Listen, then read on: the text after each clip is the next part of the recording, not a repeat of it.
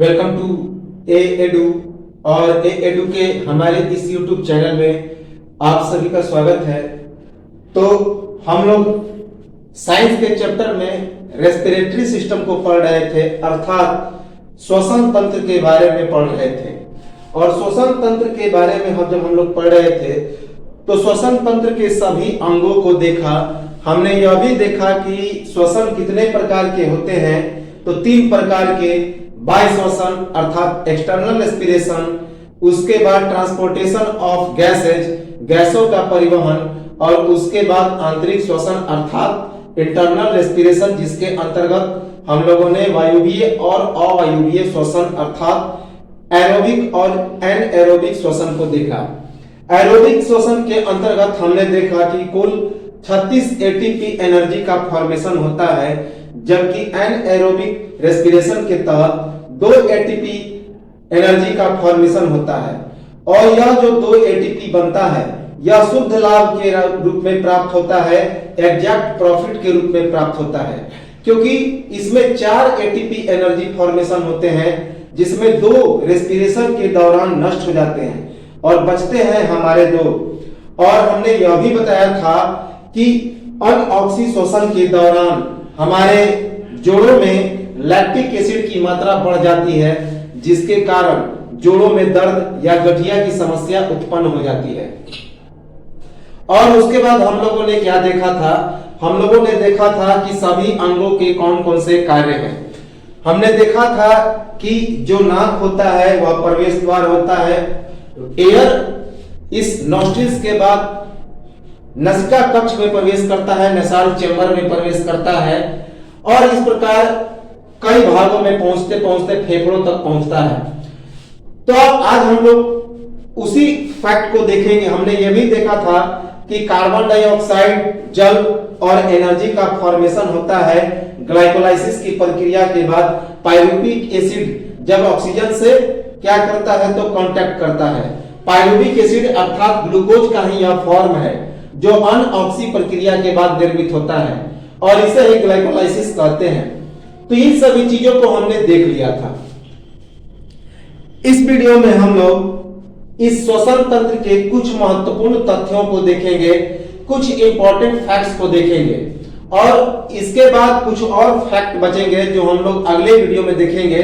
और उसके बाद यह रेस्पिरेटरी सिस्टम अर्थात श्वसन तंत्र समाप्त हो जाएगा पूरी तरह से। तो चलिए हम लोग देखते हैं अन्य महत्वपूर्ण तथ्य। इस श्वसन तंत्र के अन्य महत्वपूर्ण तथ्यों को देखते हैं, अदर इंपॉर्टेंट फैक्ट्स को देखते हैं। अमीबा, प्लेनेरिया इत्यादि सूक्ष्म जीवों में जो श्वसन होती है वह कोशिका झिल्ली के द्वारा होती है। याद रखेंगे कि जो माइक्रो ऑर्गेनिजम्स होते हैं, मोस्ट इंपॉर्टेंट है, यह एग्जाम में आया हुआ फैक्ट है कि जितने सारे सूक्ष्म जीव होते हैं जैसे कि अमीबा, प्लेनेरिया, इन सभी सूक्ष्म जीवों में जो श्वसन की प्रक्रिया होती है वह किसके द्वारा होती है तो कोशिका झिल्ली के द्वारा अर्थात सेल मेम्ब्रेन के द्वारा होती है। याद रखेंगे। तो सेल मेम्ब्रेन के द्वारा इनमें रेस्पिरेशन होता है। हमने बताया था कि जो सरीसृप होते हैं, रेप्टाइल्स होते हैं अर्थात रेंगने वाले जीव होते हैं, जो मैमल्स होते हैं अर्थात स्तनधारी होते हैं, जैसे कि मनुष्य, जैसे कि चमगादड़, व्हेल, तो इन सभी में फेफड़ों के द्वारा श्वसन होता है, फुफ्फुसीय श्वसन होता है, पल्मोनरी रेस्पिरेशन होता है। और उसके बाद मछलियों में जो श्वसन होता है, फिशेज में जो श्वसन होता है, मत्स्य में जो श्वसन होता है वह गलफड़े अर्थात गिल्स के द्वारा होता है। मेढक में 3 प्रकार की श्वसन होती है। हालांकि मेढक का जो श्वसन है, क्योंकि मेढक एक उभयचर प्राणी है, एम्फीबियन है, जल और स्थल दोनों में रहने वाला प्राणी है, तो इसमें 3 प्रकार की श्वसन होती है। एक गिल्स के द्वारा भी, एक चमड़े के द्वारा भी, और एक फेफड़े के द्वारा भी। तो वास्तव में इनकी चमड़े के द्वारा ही श्वसन होती है, लेकिन कैडपॉल की स्थिति में अपना श्वसन यह स्किन के द्वारा करते हैं। तो अमीबा, प्लेनेरिया इत्यादि सूक्ष्म जीवों में जो श्वसन होता है वह कोशिका झिल्ली के द्वारा होता है। The respiration in micro organisms such as bacteria, planaria, etc. by cell membranes। याद रखेंगे, इंपॉर्टेंट है। कीटो जैसे कि मच्छर, टिड्डे, मक्खी इत्यादि में जो श्वसन होती है वह श्वास नली या फिर वायु नली के द्वारा होती है, ट्रैकिया के द्वारा होती है। याद रखेंगे, इंपॉर्टेंट है। तो बहुत सारे जो कीट होते हैं जैसे कि मच्छर, टिड्डे जिसे ग्रास हॉपर कहते हैं, और उसके बाद मक्खियां, उसके बाद जो हनी बीज होती हैं मधुमक्खियां, तो इन सभी में जो श्वसन होती है वह ट्रैकिया के द्वारा होती है, श्वास नली के द्वारा होती है। याद रखेंगे।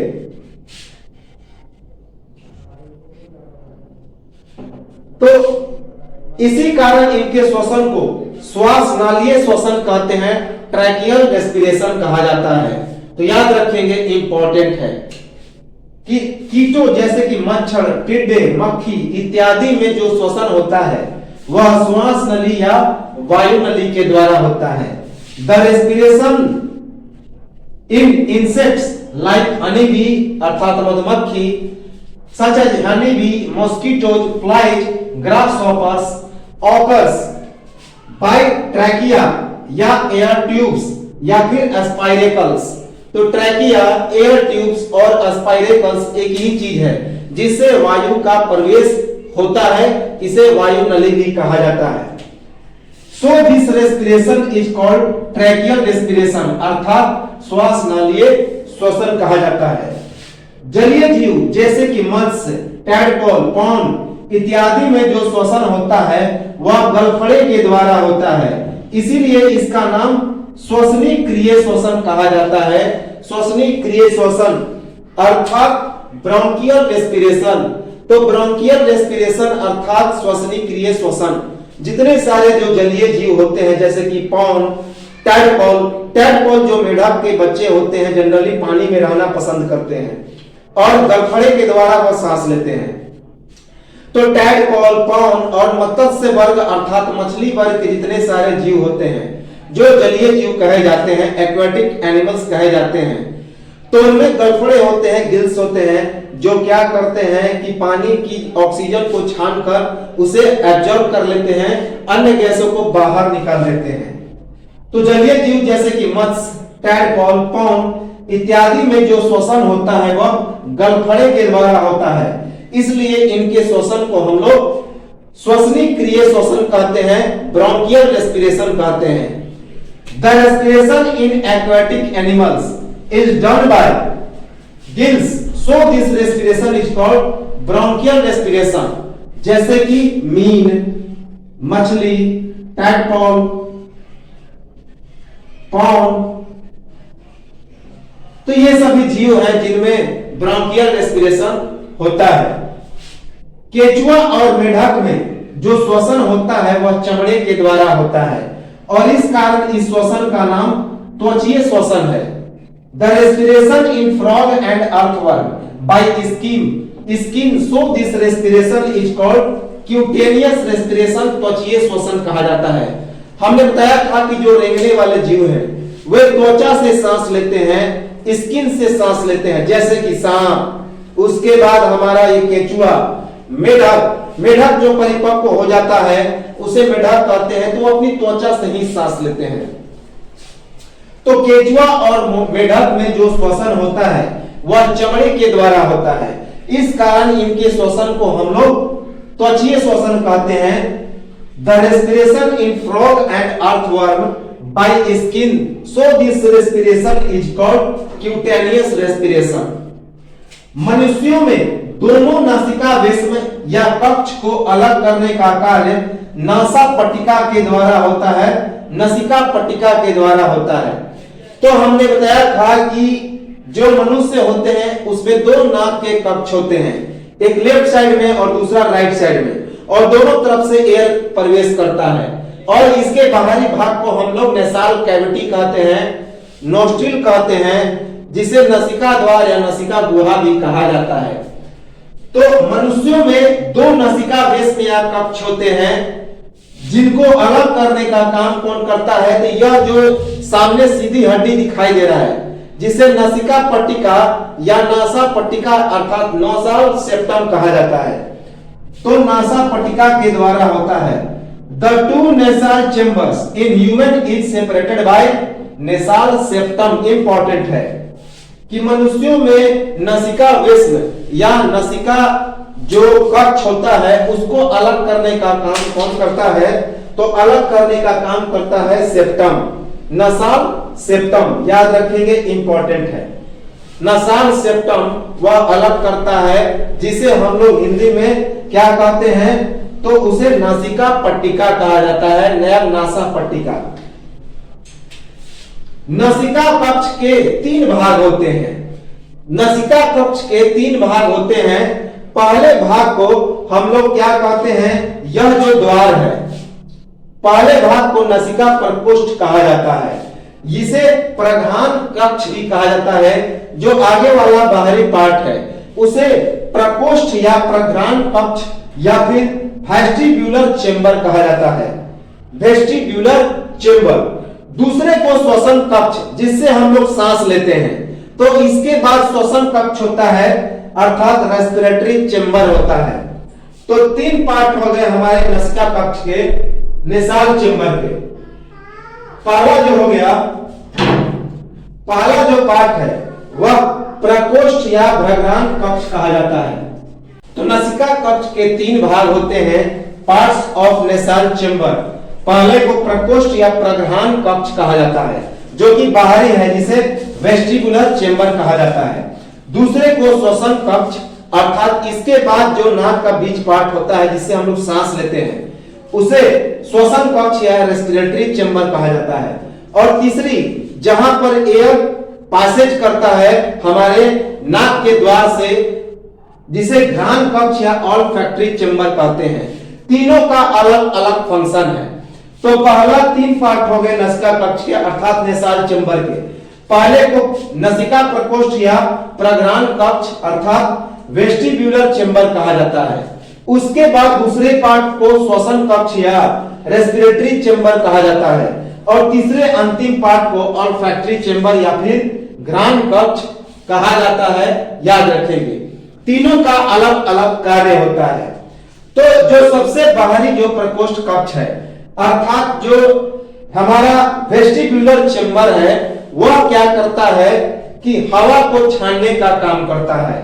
यह इसमें चूंकि छोटे छोटे बाल होते हैं, वे बाल क्या करते हैं कि एयर में जो पार्टिकल मौजूद होते हैं, जो कण मौजूद होते हैं, उनको छान कर बाहर निकाल देता है और केवल ऑक्सीजन को ही अंदर आने के लिए प्रवेश देता है।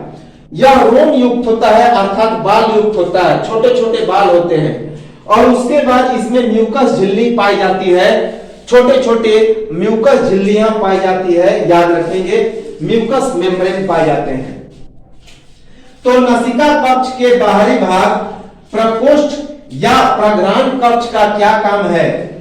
हवा को छानना।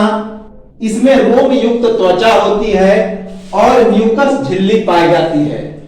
तो याद रखेंगे कि नसिका कक्ष के बाहरी भाग, जिसे प्रकोष्ठ या प्रग्रहण कक्ष कहते हैं, उसका मुख्य काम है हवा को छानना।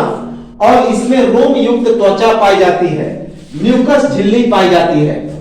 The outermost part of nasal chamber which is called vestibular chamber has following function.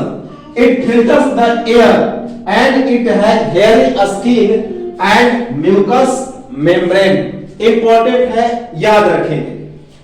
नसिका कक्ष का जो दूसरा भाग होता है, जिसे हम लोग श्वसन कक्ष कहते हैं, रेस्पिरेटरी चेंबर कहते हैं, तो उसका मुख्य काम है कि एयर कंडीशनर की तरह वह तापमान में परिवर्तन करना। एयर कंडीशनर की तरह वह तापमान में परिवर्तन करता है। एक चीज याद रखेंगे कि फेफड़ों को न ज्यादा तापमान न ज्यादा कम तापमान, दोनों नुकसानदेह है। तो यह जो हमारा श्वसन कक्ष है, हमारा रेस्पिरेटरी चेंबर है, नसिका कक्ष का जो दूसरा भाग है, वह हमारे हृदय फेफड़े की तापमान को बनाए रखता है, अर्थात उसके तापमान में परिवर्तन कर देता है।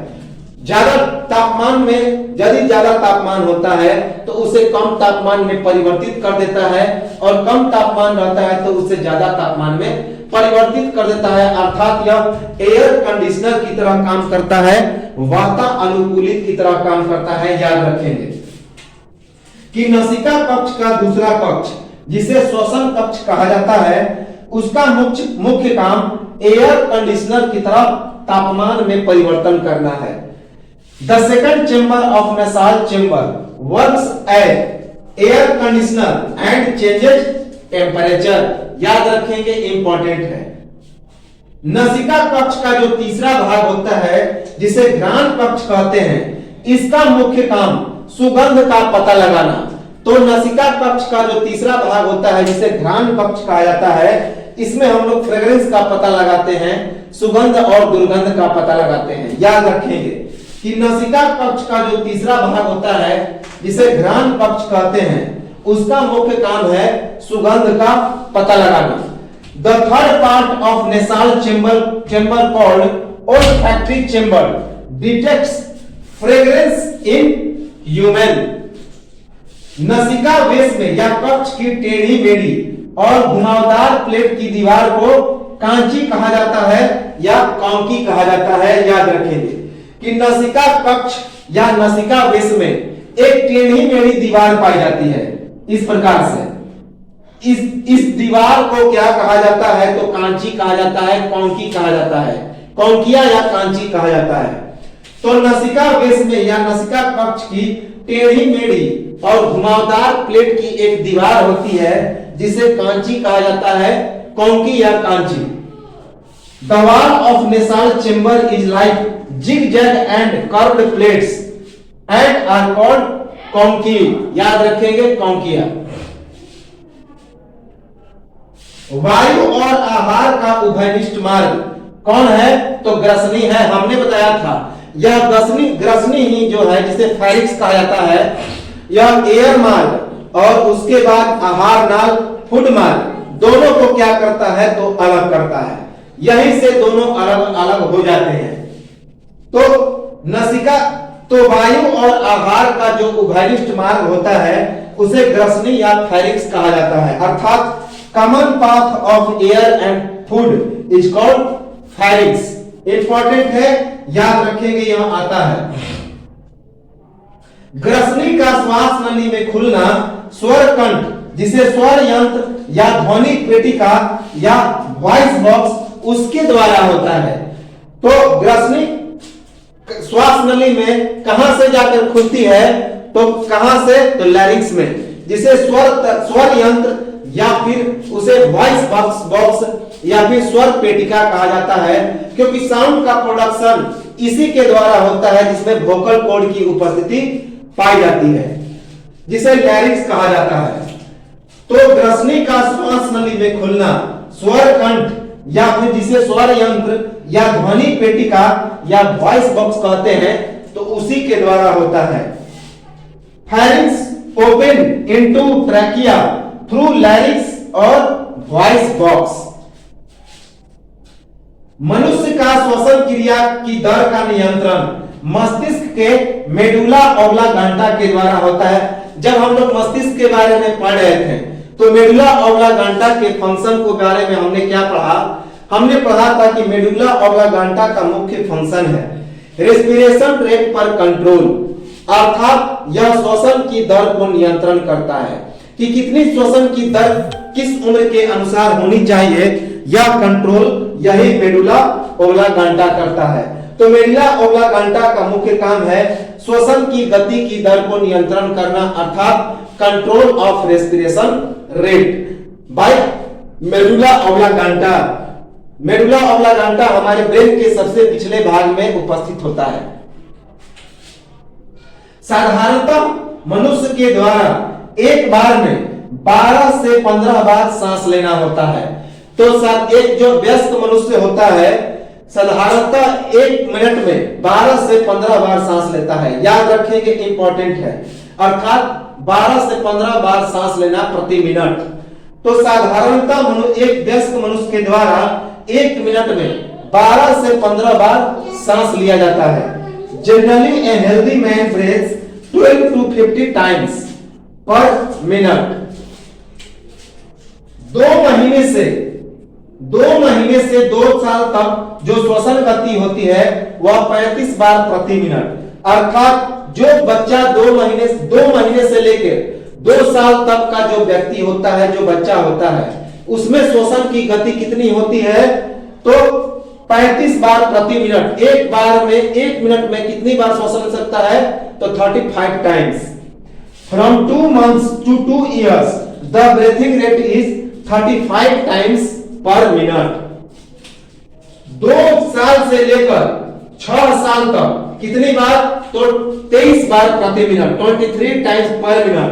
किस उम्र तक? तो 2 बरस से लेकर 6 बरस तक जो श्वसन की गति होती है वह 23 बार प्रति मिनट, 23 टाइम्स पर मिनट। जबकि 6 साल से लेकर 12 बरस तक की जो श्वसन गति होती है वह 20 बार प्रति मिनट अर्थात 20 टाइम्स पर मिनट। 12 बरस से लेकर 15 बरस तक की जो श्वसन गति होती है 18 बार प्रति मिनट, 18 टाइम्स पर मिनट।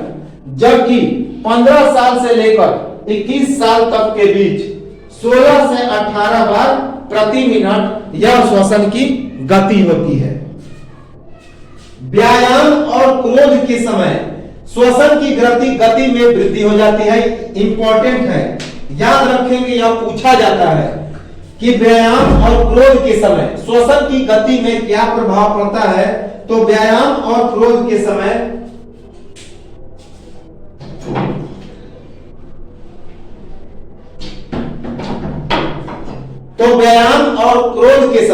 श्वसन की गति में वृद्धि हो जाती है, याद रखेंगे। जबकि आराम और सोते समय श्वसन की गति में कमी हो जाती है। इंपॉर्टेंट है। तो जब हम लोग व्यायाम करते हैं, क्रोधित होते हैं, तो सांस की धड़कनें, जो सांस की दर है वह तेज हो जाती है। लेकिन जब हम लोग आराम करते हैं, हम लोग सोते हैं, तो श्वसन की गति धीमी हो जाती है, क्योंकि उस समय एनर्जी जो होता है स्टोर होने लगता है, शरीर स्थिर होता है, तो उस समय जो हमारी शारीरिक क्रियाएं हैं वह स्थिर हो जाती है। तो याद रखेंगे कि व्यायाम और क्रोध के समय श्वसन गति में वृद्धि हो जाती है, जबकि आराम और सोते समय श्वसन की गति में कमी हो जाती है। At the time of exercise and angry the respiration rate increases, whereas at the time of rest or sleeping respiration rate decreases।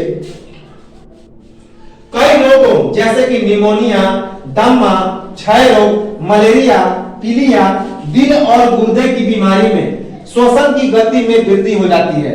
जबकि ज्यादा अफीम खाने, मस्तिष्क में चोट और मस्तिष्क में कुछ रोगों से श्वसन की गति में कमी आ जाती है। तो कुछ बीमारियां जैसे कि निमोनिया, पीलिया, उसके बाद दमा, क्षय रोग, मलेरिया, दिल और गुर्दे की बीमारी में जो श्वसन की गति हो जाती है उसमें वृद्धि हो जाती है। लेकिन जब मस्तिष्क में चोट लगता है, हम लोग ज्यादा अफीम खाते हैं अर्थात निकोटीन खाते हैं, शराब पीते हैं, और उसके बाद मस्तिष्क में चोट लग जाता है, मस्तिष्क में कुछ रोग से मस्तिष्क में कोई रोग हो जाता है, तो उस समय श्वसन की गति में कमी आ जाती है।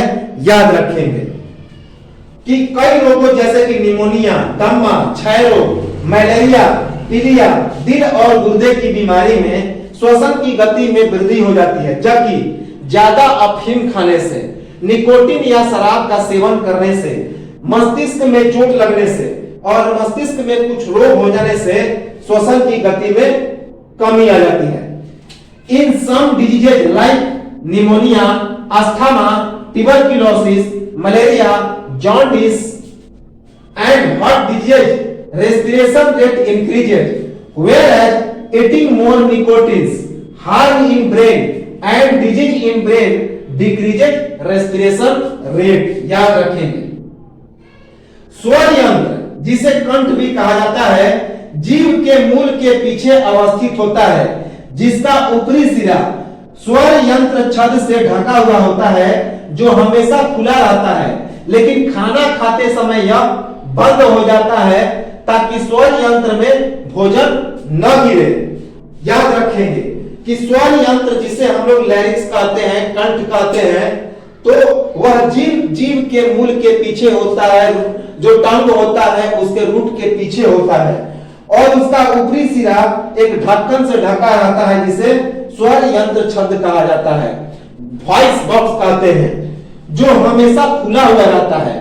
लेकिन जब हम लोग खाना खाते हैं तो यह बंद हो जाता है, ताकि अन्न जो है, अनाज जो है उसमें न गिरे, और अनाज कहां पे चला जाता है, तो अन्न आहार नाल पे चला जाता है। याद रखेंगे। तो लैरिक्स presented behind root tongue whose upper layer is covered by larynx voice box which is always open, but when we eat then it closes so food particles did not fall in the larynx। याद रखेंगे, important है। भोजन के जाने के समय स्वर यंत्र का ऊपर उठना और गिरना, और इसी कारण इसमें वायु प्रविष्ट होता है और स्वर उत्पन्न होता है। तो जो स्वर कंठ होता है, तो जब भोजन जाता है तो यह ऊपर उठ जाता है और नीचे गिर जाता है। अभी हमने बताया कि बंद होता है और खुल जाता है। हमेशा यह खुला रहता है, लेकिन जैसे ही भोजन प्रवेश करता है तो यह ऊपर उठ जाता है और भोजन जाने के बाद नीचे गिर जाता है, फिर बंद हो जाता है।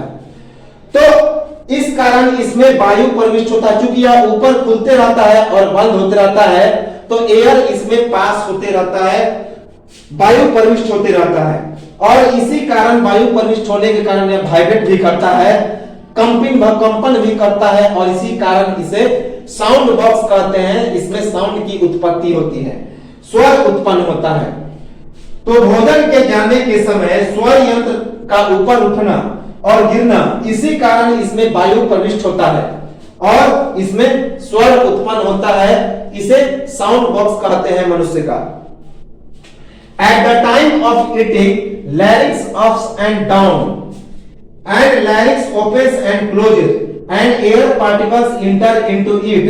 Thus, it produces sound. तो मनुष्य में कौन साउंड प्रोडक्शन करता है, तो यही लैरिक्स, जिसे हम लोग कंठ कहते हैं, जिसे हम लोग वोकल कॉर्ड कहते हैं, वॉइस बॉक्स कहते हैं, इसी के द्वारा होता है। तो यह था हमारा कुछ महत्वपूर्ण तथ्य। इसको हम लोग आगे फिर कंटिन्यू करेंगे, जिनसे प्रश्न कई बार पूछे जाते हैं, बहुत इंपॉर्टेंट है। तो एक स्क्रीनशॉट ले लेंगे और अगले वीडियो में हम लोग इस अन्य महत्वपूर्ण तथ्यों को कंटिन्यू करेंगे, श्वसन तंत्र का, और उसके बाद इसे समाप्त करेंगे। तब तक